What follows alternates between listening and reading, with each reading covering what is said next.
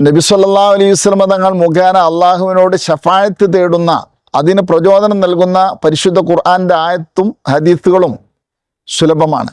വലൗ അന്നഹും ഇല്ലറമു അൻഫുസഹും ജാഊക ഫസ്തഗ്ഫിറുല്ലാഹ വസ്തഗ്ഫറ ലഹുമുർ റസൂലു ലവജദുല്ലാഹ തവ്വാബർ റഹീമ എന്ന് പറയുന്ന പരിശുദ്ധ ഖുർആനിന്റെ വാക്യം നമുക്കൊക്കെ അറിയാം.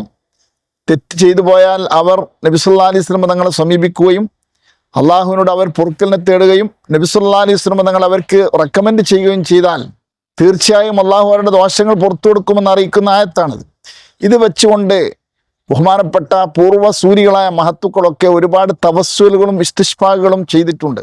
അതിൽപ്പെട്ട മനോഹരമായ ഒന്നാണ് ഇന്ന് നമ്മൾ നൽകുന്നത്.